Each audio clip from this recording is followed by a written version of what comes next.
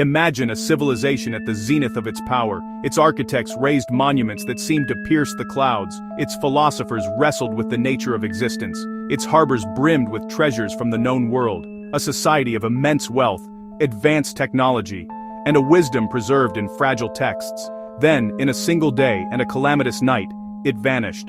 The earth shuddered, the seas rose in fury. An island continent consumed, leaving only a story.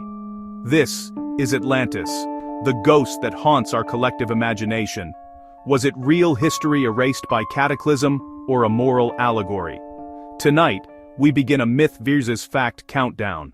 Our countdown starts with the source, Plato, writing the tale around 360 BC in Timaeus and Critias. He placed Atlantis beyond the Pillars of Hercules, a formidable naval power undone after challenging Athens. Location, past the strait we now call Gibraltar.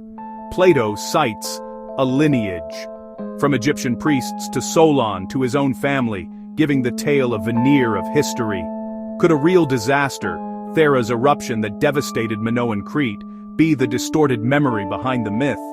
Yet Plato was a philosopher, not a historian, using stories to probe politics, justice, and the ideal state. In his allegory, humble Athens defeats arrogant, decadent Atlantis, a cautionary tale of hubris and impiety. The facts. Plato wrote it. No earlier sources exist. The myth. A true lost history awaits rediscovery.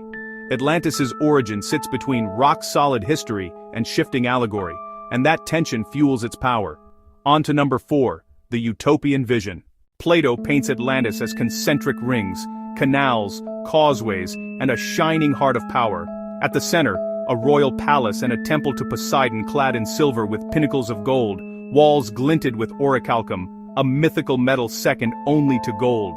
Archaeology shows no city matching this scale or geometric perfection in antiquity. Real cities grew organically, constrained by terrain, resources, war, disease, and inequality. The perfect lost paradise recurs across cultures, Eden to Shambhala, echoing a human longing. Later centuries added flying machines, crystal power, even psychic gifts, turning philosophy into proto-sci-fi. No confirmed orichalcum exists, likely a literary symbol for impossible wealth. Atlantis reflects our hopes for a better world, and our fear of losing it overnight. Numbers 3 and 2, the big claims, and the modern search. Atlantis has been found everywhere. Atlantic, Santorini, Malta, Cyprus, the Americas, even Antarctica and the Baltic. Evidence is often ambiguous. Odd seafloor shapes, misread maps, loose geology, plate tectonics and detailed bathymetry show no sunken Atlantic continent in Plato's timeframe. Modern oceanography uses side-scan, magnetometers, and ROVs, powerful tools to test bold claims.